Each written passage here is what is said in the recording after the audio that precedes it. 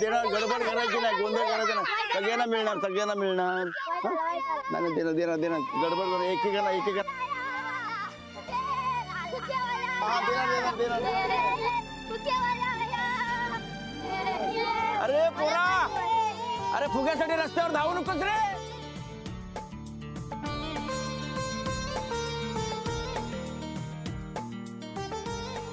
ए पोरा, पाहिजे तुला दुसरा फुगा देतो, कशाला रस्त्यावर धावतोय? देतो ना तुला दुसरा फुगा. चल इकडे उभा राहा, मस्ती करायची ना अजिबात.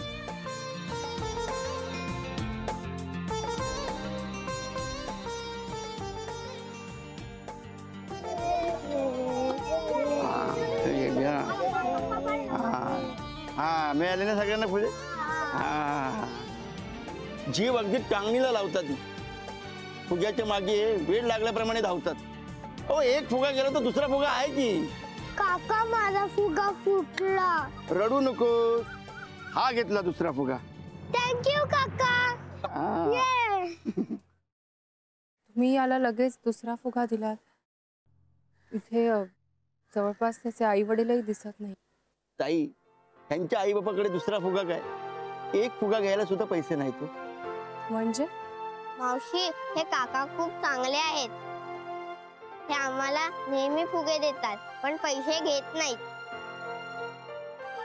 ताई, मी फुगेवाला नाही, म्हणजे हे फुगे मी ह्या मुलांना विकत नाही, तर वाटतो माझ्या आनंदासाठी. आनंदासाठी? आज तुमच्या मुलाचा किंवा मुलीचा वाढदिवस आहे का? काय झालं दादा, तुमच्या डोळ्यात पाणी? ताई, तुम्ही लेखाचं नाव घेतलं आणि डोळ्यात पाणी आलं. त्याला पण फुगे खूप आवडायचे, पण मी गरीब होतो, त्याचं पोट भरू शकेन एवढेच माझ्याकडे पैसे असायचे. मग फुगा कुठून आणणार? एक दिवस त्याला फुगा दिसला आणि फुग्याच्या मागे धावत धावत तो रस्त्यावर गेला आणि पिंट्या, फुग्याच्या मागे धावू नको पिंट्या. आणि माझा मुलगा मला कायमचा सोडून निघून गेला. आणि मग फुग्यांविषयी, फुग्यांनी खेळणाऱ्या पोरांविषयी माझ्या डोक्यात तिडीक गेली. फुगा दिसला की तो मी फोडायचो.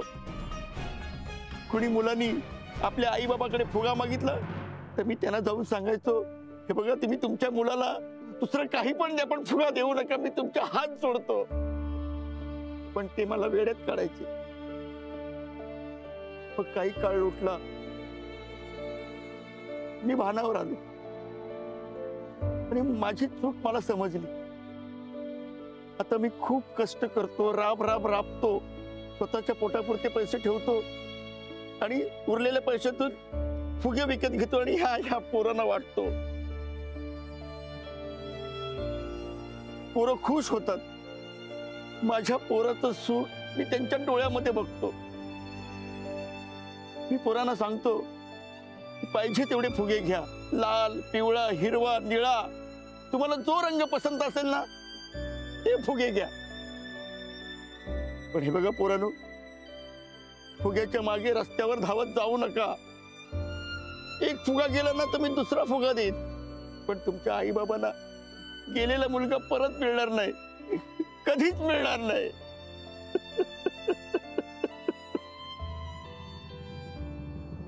दादा, तुम्ही या लहान लहान मुलांना एवढा मोठा आनंद देताय, त्यांच्या चेहऱ्यावर हसू देताय. स्वतःचं दुःख बाजूला ठेवून तुम्ही त्यांना सुख देताय जे कदाचित त्यांना कधीच मिळालं नसतं. खरंच तुम्ही खूप मोठं काम करताय. तुम्ही ग्रेट आहात. अरे पोरांनो, गप्प काय, मिळालेत ना फुगे, आता खेळा, मजा करा.